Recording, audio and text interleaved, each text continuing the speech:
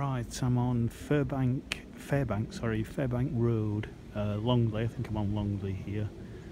And again, I've just been watering the trees around here, and I just wanted to record this because I've seen some awful planting from Amey, but I think this is just about the worst that I've yet come across.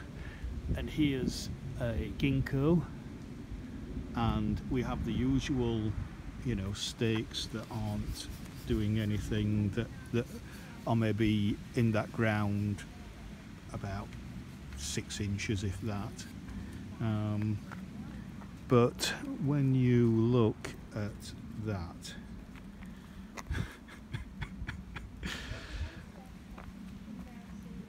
I mean, it's kind of, oh, we've dug a hole, but we haven't dug it big enough or deep enough, so hence we'll just plonk it in anyway. And if it survives, hey, great. If it doesn't, then who gives a toss? Because hey, after all, we're only in Longley, aren't we? And who gives a toss about working class areas? Even the working class don't give a toss, do they? But as we know, that's not the case. So you can see the roots there, which obviously are drying out in this weather. I've just watered it, so obviously it's wet. I've just poured some down there. I'm not sure where that goes, but it certainly doesn't go to the tree because most of it came back out, so it probably goes into tarmac.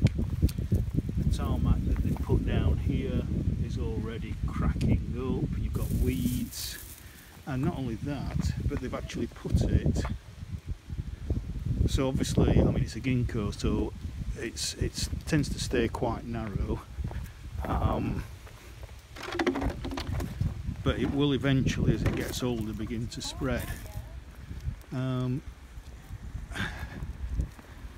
they've put it in an alignment with this double gate. So if I just pull back a little bit, I mean, at the moment, obviously, I would imagine an old person lives there, but at some point in the future somebody might want access to that, and yet they've planted a tree there instead of just a yard this side, when it would align with that privet hedge or even that gate of next doors. So so on every conceivable level, it's the big. You couldn't create more of a disaster as far as planting a tree is concerned, as far as planting a street tree is concerned, a tree in the neighbourhood. There's just no thought gone into it whatsoever. There's no nuance, there's no understanding of the needs of local people. It's just a complete... I'm just at a loss as to how incredulous all of this is at every single level of what they're trying to do. Well, we know what they're trying to do. They're just trying to make a profit. It's as simple as that.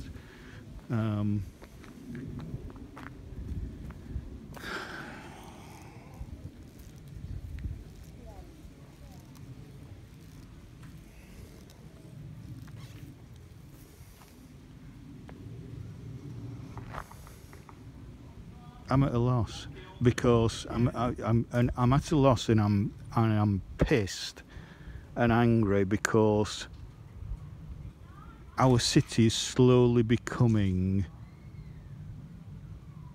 a bigger shit tip than what it actually is. And this understanding, there's litter everywhere, there's graffiti everywhere, and obviously there are cutbacks, and there's reasons for that. But with things like this, with just a little bit of thought and just proper due care and attention, you can avoid this. This can be avoided. And it's so fucking frustrating that it's happening.